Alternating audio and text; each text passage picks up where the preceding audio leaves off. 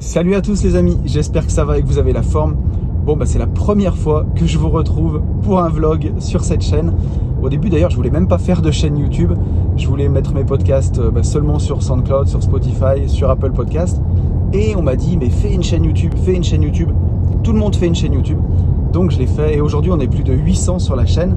Et il y a une seule vidéo d'un séminaire où je présente la division foncière. Et ça fait super longtemps que je veux faire un weekly vlog en fait. Donc un vlog sur une semaine pour que vous puissiez suivre ma semaine d'entrepreneur, d'investisseur et de créateur de contenu pour les podcasts. Ça me fait trop envie de faire ça depuis un moment. Il y a Antoine BM qui le fait, Antoine que j'aime bien. J'ai vu que Cédric Anissette s'y était mis.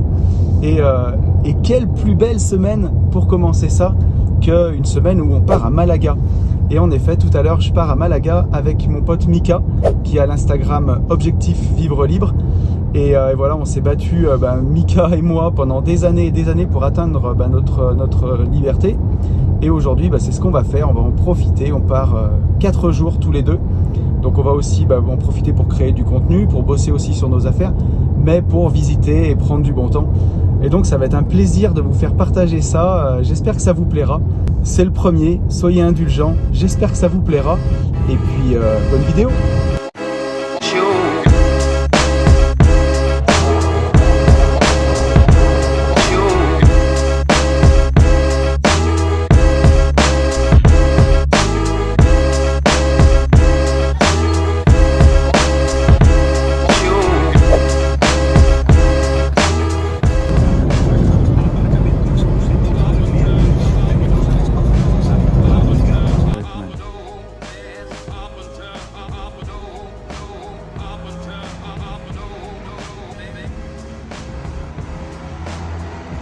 Allez, ça y est, on est bien arrivé à Malaga.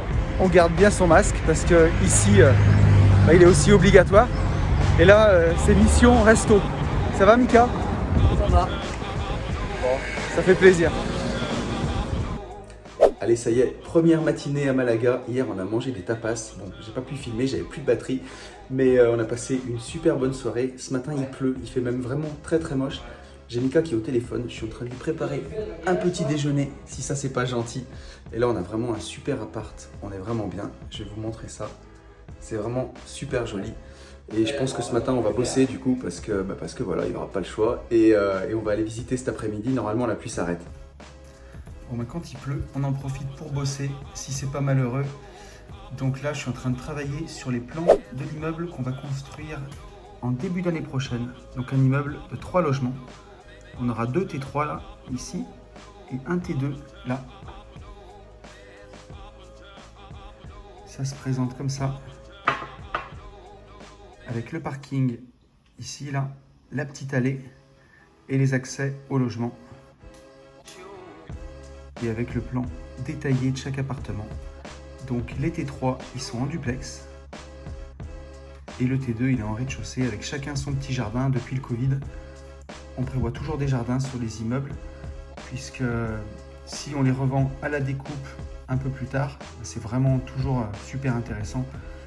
Si c'est revendu pour du particulier qui veut habiter dans la maison, il va toujours vouloir un jardin maintenant. Et au cas où on soit reconfiné, on n'ait pas le choix, c'est quand même plus agréable pour faire un barbecue. Donc voilà, là sur les T3, on voit bien les chambres, l'escalier, la salle de bain à l'étage et les 2 chambres. Allez, on va vérifier tout ça et on va l'envoyer à l'archi. Allez, je vais préparer le repas, un petit repas équilibré, parce qu'hier on a fait un peu des tapas et voilà, on a beaucoup mangé. Mika, il est concentré, je ne vais pas le déranger et je vais préparer le repas.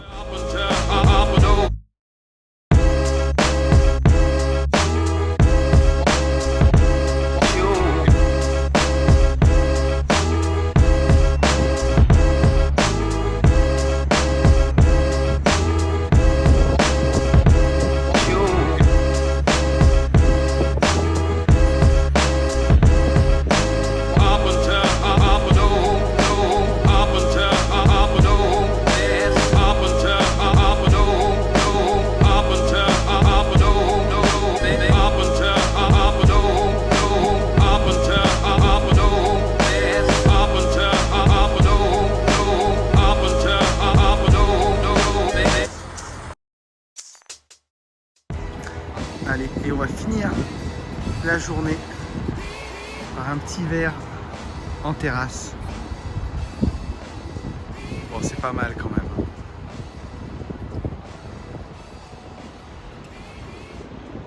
Deuxième matinée qui commence à Malaga et qui commence de façon sportive avec le Mika qui est derrière, la petite aire de sport en extérieur, c'est vraiment sympa. On a une vue magnifique derrière, on n'est pas accueilli par la pluie et ça fait plaisir. C'est parti.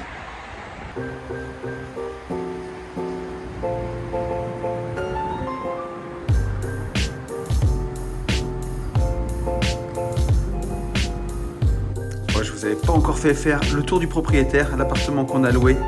On a une jolie cuisine ici. Là on a une salle de bain, une première petite chambre, l'espace salon et une deuxième jolie chambre avec aussi une salle de bain ici. Et là, vraiment sympa, le patio avec la magnifique vue mer. Donc on est vraiment pas mal. Arrivé à Marbella, on a notre petit Mika qui paye le parking. Et on va faire les touristes.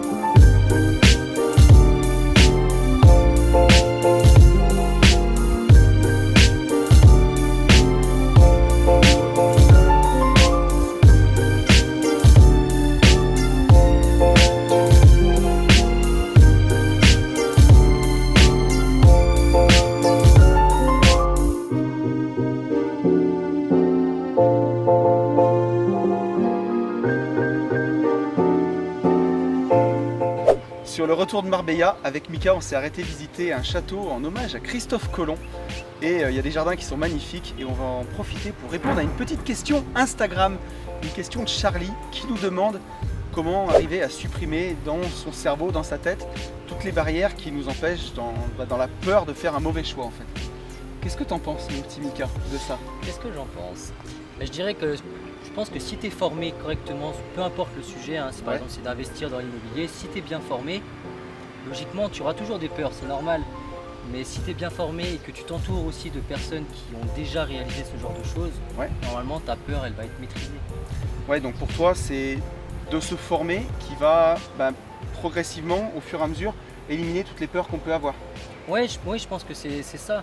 Puis je crois qu'il y a une phrase sur la peur, alors je n'ai pas la citation exacte, mais qui dit que c'est toujours de l'autre côté de sa peur qu'on a les choses qu'on veut. Voilà, j'ai pas la citation exacte. Comme tu dis, où il y a une citation justement que tu me disais dans la voiture que tu aimes beaucoup, c'est choix difficile, vie facile. Voilà, celle-là, oui. Et je pense que ça peut être un bon élément de réponse à ta question, Charlie.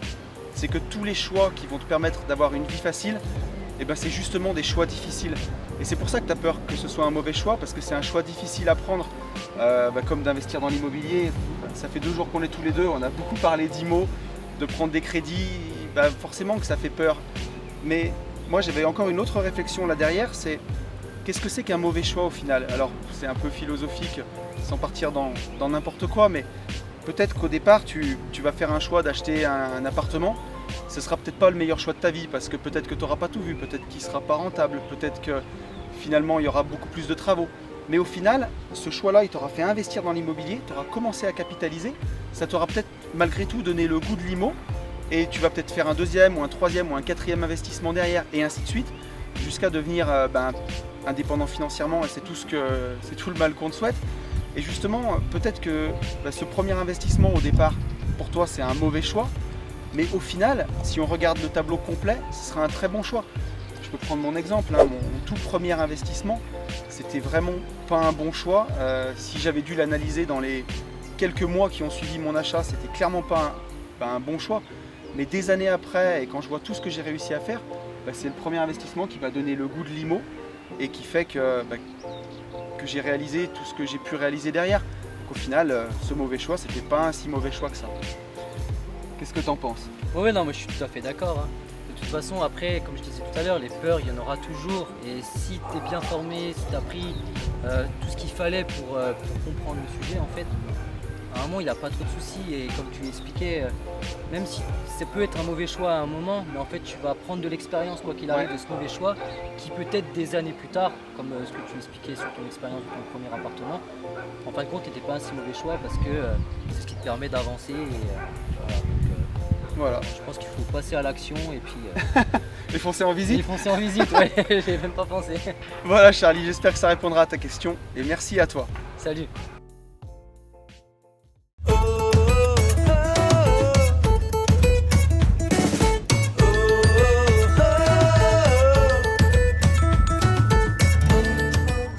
Alors c'est notre 3e jour à Malaga avec Mika et ce matin on démarre par un jardin botanique. C'était assez sympa, on a fait le tour. Là on va déjeuner et cet après-midi on va visiter un lac et j'espère vous faire des jolis plans au drone. Bon, après 2 heures de recherche du lac perdu, on l'a enfin trouvé.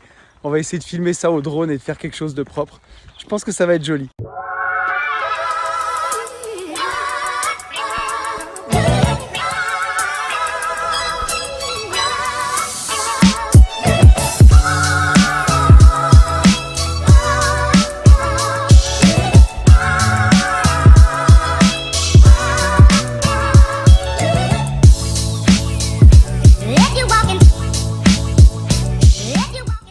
Bon, ça y est, on a fait des jolis plans. On est content. On a fini par trouver ce lac. Bon, est-ce que c'est pas beau comme plateforme de décollage de drone? La capote à l'arrière de la voiture. Avec la vue magnifique sur Malaga. C'est pas mal quand même.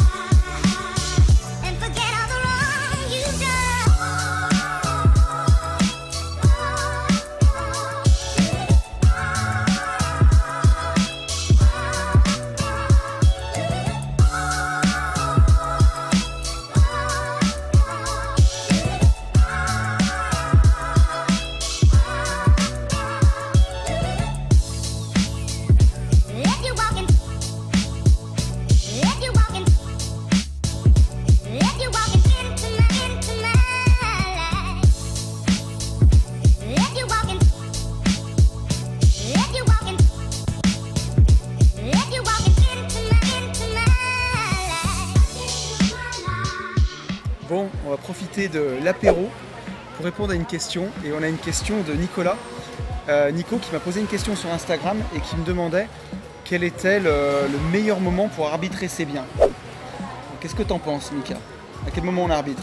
Alors, à quel moment on arbitre? Eh ben, déjà, ça va dépendre aussi de la qualité de ton bien. En Ouais. fait, avec le temps, ton bien il va se déprécier. Tes cuisines, tes salles de bain, ça va plus forcément être au bout du jour, au bout d'un moment. Ouais. Donc, quand tu vois que ça commence à être un peu too much, on va dire, un peu trop daté, je pense que ça peut être bien d'arbitrer, ouais. D'arbitrer à ce moment-là tant que ton bien il est encore à la mode. C'est ça, ouais. Ouais, moi il y avait plusieurs choses que je voyais. Il y a déjà une histoire de fiscalité. Parce que si tu fais du déficit foncier, les premières années tu vas déduire beaucoup de travaux. Donc tu vas payer très peu d'impôts. Et puis il y a un moment où tu vas te mettre à, justement, tu n'auras plus de travaux à déduire. Tes impôts vont augmenter. Et là tu vas être entre 3 ans si tu fais du déficit foncier. Et si tu es en meublé, tu vas amortir beaucoup de choses les premières années. Et au bout de 3-4 ans, tu auras peut-être beaucoup moins de choses à déduire. Donc tu peux arbitrer ton bien entre 3 et 7 ans. C'est souvent le bon moment pour arbitrer. Alors tu vas me dire pourquoi aller vendre un bien où tu as du cash flow et où ça marche. Et c'est vrai que c'est une question qu'on se pose. Si ton bien il te rapporte du cash flow tous les mois, tu te dis pourquoi le vendre, quoi. Ouais, après, justement, après il y a ton cash flow, mais le cash flow ça fait pas tout. Si tu as une plus-value latente par exemple sur ton bien, si tu vois que le marché par exemple il est haussier dans ta région, là où tu as investi, ça peut être intéressant de revendre. Par contre, si au contraire le marché est baissier, là il faut peut-être mieux attendre que ça remonte. Ouais, mais je suis d'accord. Exactement. Et pour prendre un exemple, à la limite, si tu avais un appart à 100 000 euros par exemple, qui te rapportait 600 euros de loyer par mois, en un an tu vas toucher 7 200 euros de loyer. Et là-dessus tu vas avoir des impôts, tu vas avoir ton crédit à rembourser, tu vas avoir des charges. Et on ne sait jamais si sur cet appartement, tu as déjà remboursé pas mal de crédits. Tu avais fait une bonne affaire au départ, tu l'avais acheté en dessous du marché, tu l'avais acheté 80 000 euros. Et s'il te reste 70 000 euros de crédit et qu'en plus ton bien il a pris de la valeur qui vaut, mettons, 110 000 euros, et ben, tu vas pouvoir dégager par exemple 40 000 euros tout de suite. Alors tu as ta plus-value d'une part, mais tu as aussi le capital que tu as remboursé. Si tu peux dégager 40 000 euros et que tu touchais 7 200 euros de loyer plein par an, et ben tu vois, là, ça fait 5 ans et demi. Donc ça vaut le coup de vendre ce bien sûrement, puisque tu vas toucher 5 ans de loyer d'un coup, loyer plein. Mais si tu comptes en cash flow, si mettons sur ce bien-là, tu avais 100 euros de cash flow par mois, ça fait 1200 euros à l'année. Ben là, tu vas toucher 40 ans de cash flow d'un coup. C'est ça. Donc ça vaut aussi le coup de l'arbitrer. Oui, et puis en plus, comme je disais tout à l'heure, c'est que si tu attends encore 5 ans de plus, ton bien va se déprécier encore plus. Mais c'est sûr. Donc tu vas sûrement devoir remettre de l'argent, peut-être dans une façade, peut-être dans une cuisine. Donc en fin de compte, il va même te falloir plus que 5 ans pour pouvoir toucher cette somme, quoi. C'est sûr. Après, bien sûr, il faut aussi un projet pour l'argent. Il ne s'agit pas juste d'avoir l'argent et de le laisser traîner sur ton compte ou de rien avoir à en faire. Le but, c'est de pouvoir réinvestir cet argent, peut-être en apport, dans 2 autres projets. Et ainsi de suite, tu peux scaler et augmenter ton parc immobilier. Tu fais d'un appart, t'en fais 2 et ainsi de suite. Est-ce qu'on a fait le tour, mon petit Bicard? Écoute, ça me paraît pas mal, non? Bon, santé. Allez, santé. Bon, c'est la dernière matinée ici à Malaga. On vient de faire un test PCR avec Mika et c'était horrible parce qu'ici ils font la bouche et le nez. Et j'ai encore mal jusqu'ici, donc voilà, c'est comme ça. Et voilà, on est au jus d'orange, on va prendre le petit-déj et on va profiter de cette dernière journée avant de reprendre l'avion. Allez, on profite des derniers moments du cabriolet. Et ça fait vraiment plaisir, c'est vraiment cool. On va aller faire un petit dernier resto avant de partir. On aura passé en tout combien, mon Mika? 5 jours à Malaga? 4 jours pleins. Ouais. 4 jours pleins. On aura bien voyagé, on aura fait ce vlog qui me fait plaisir, c'est le tout premier. On aura bossé, on aura profité entre copains de l'indépendance, de la liberté, et ça vaut tout l'or du monde. Donc voilà, on profite des derniers instants et c'est vraiment cool. Bon, Mika, c'est le tout dernier là. Ouais. Donc là, c'est tapas et c'est vraiment raffiné. Un bel endroit pour fêter la fin de cette semaine. Bon, ça y est, toutes les bonnes choses ont une fin. On est arrivé à l'aéroport, on va bientôt reprendre l'avion pour la France. Voilà, Malaga, c'était vraiment bien. Ouais. Ça t'a plu, mon pote? Ouais, c'était cool. On a vraiment passé de bons moments et ça fait plaisir de pouvoir vivre un peu la liberté, quelques jours en semaine comme ça, partager, avancer sur nos projets mutuels, pour les projets de chacun, mettre en commun, faire un petit mastermind d'idées parce que c'est vraiment le but de s'entourer, d'être ensemble, d'avancer chacun sur nos projets, la réflexion sur le projet de l'autre et ainsi de suite. Et puis voilà quoi, c'était bien Malaga, on a hâte de recommencer. Ouais. Salut. Ouais, ciao.